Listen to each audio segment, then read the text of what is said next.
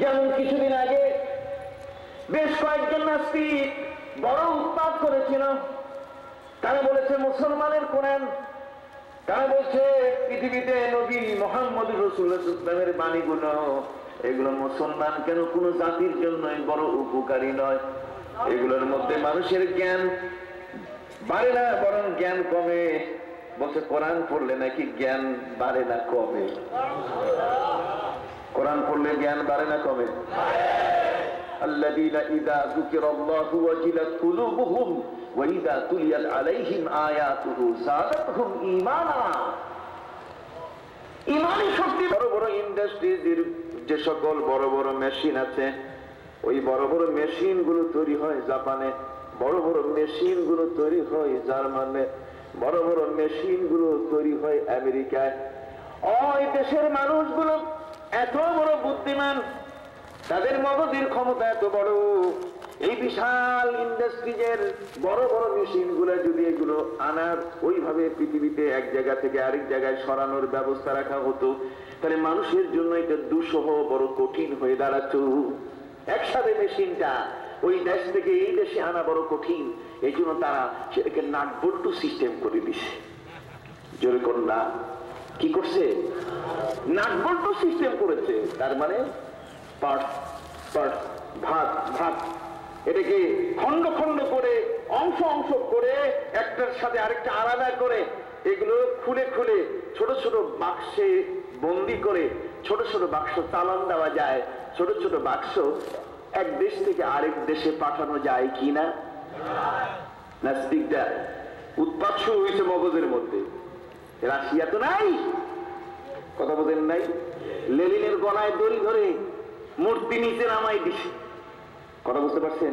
লেনিনের গলায় রশি লাগাইয়া কেরেন দিয়ে টেনে বিশাল মূর্তি থপ করে মাটির উপরে ফালাই দিছে। কথা বুঝতে পারছেন? আজ অচল হয়েছে তাদের সমাজতন্ত্র, অচল হয়ে গেছে তাদের পুঁজিতন্ত্র, বাকি আছে গণতন্ত্র। কথা বুঝতে পারছেন? এ নিয়ে মেলা কথা, অনেক কথা।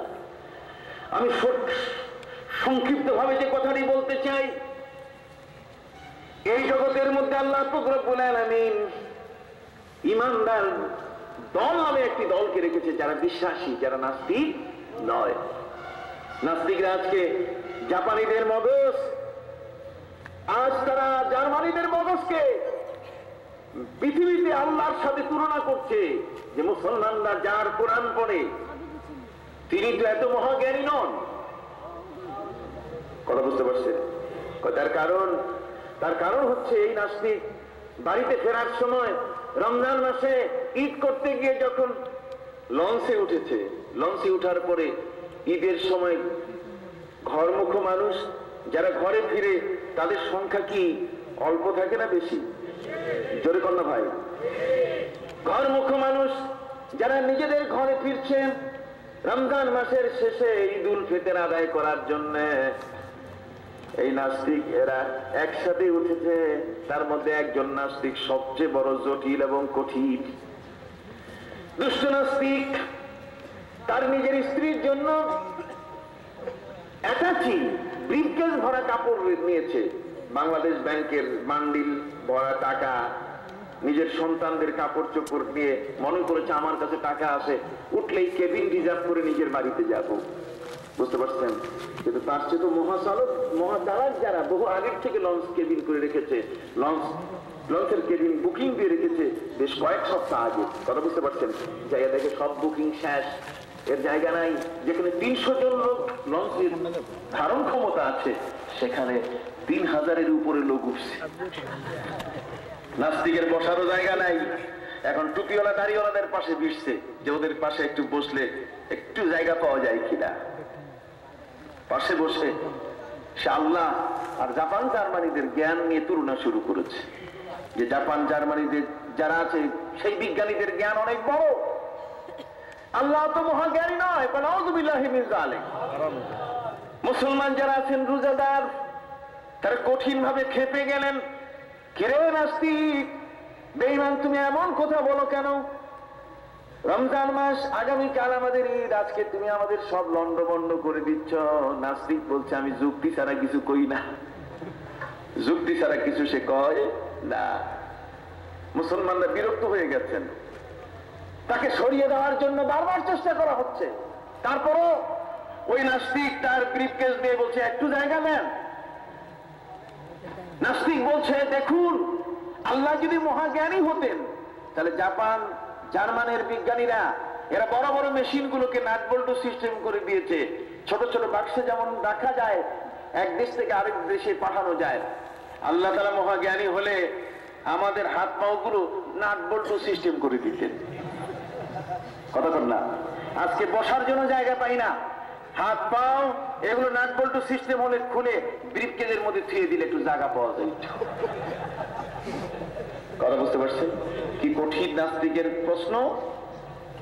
মুসলমানরা আরো বিরক্ত হয়েছে যে বেটা কথা কইলে এবার কিন্তু পানির তলে তলে সুবানি দিব। নাস্তিক বলছে যে নাউজুবিল্লাহ, আর একটা কথা বলবো না, চুপচাপ। রাতের বেলায় মাত্র বসার জায়গা পেয়েছে নাস্তিক, ব্রিফকেস দুই হাঁটুর মাঝখানে রেখে মুরগা ঘুম দেওয়া শুরু করছে। চোখ মেলে চোখ খোলে, চোখ খুলে আর চোখ বন্ধ করে, চোখ খুলে চোখ বন্ধ করে, মুরগা ঘুম দেয়। এক পর্যায়ে যখন নাকে খাররাটা টানা শুরু করছে, ওই মুহূর্তে চোর ব্রিফকেস নিয়ে দৌড় মারছে। ব্রিফকেস গায়েব। ঘুম থেকে উঠে দেখে ব্রিফকেস নাই, ডাকাডাকি শুরু করছে। ভাই তাড়াতাড়ি উঠেন, কি হইলো তোমার? তুমি তো কম জ্বালাতন করো নাই বেটা, এখন হয়েছে কি? ব্রিফকেস আমার নাই। তুমিও চুরি হয়ে গেলে আরো ভালো হইতো। কথা বুঝতে পারছেন? যারা রোজাদার ব্যক্তি, রোজা রেখেছেন, ইমানদার, তারা বলছেন ঘুমা, গেছে গেছে। ও কোনো মতেই মানে না। কিছুক্ষণ পরে বলতেছে যে আমার একটু গোসল করাই দেন। এই যে ঠান্ডার রাতে গোসল কেন? আমি পুরো অপবিত্র। কিসের অপবিত্র তুমি? আমি নাস্তিক, আমি বেঈমান, আমাকে তোমরা কলেমা পড়াই দাও। তোমার কলেমা পড়ার শখ হলো এত বেশি কারণ?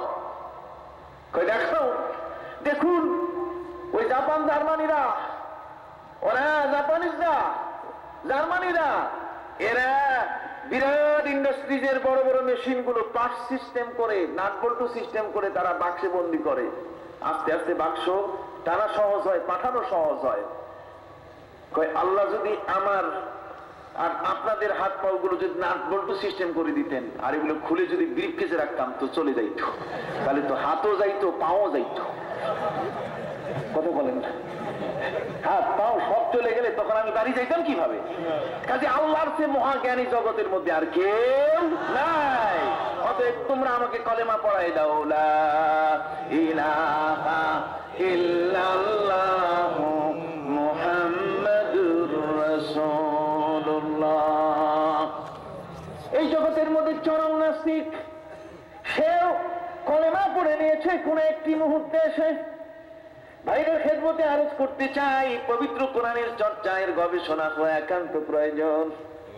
এই কোরআনের গবেষণা যখন কোন মানুষ করা শুরু করে, আল্লাহ পাক রব্বুল আলামিন পবিত্র কোরআনে হাকিমে বলেন, ওয়াল্লাযীনা জাহাদু ফীনা লানাহদিয়ান্নাহুম সুবুলানা।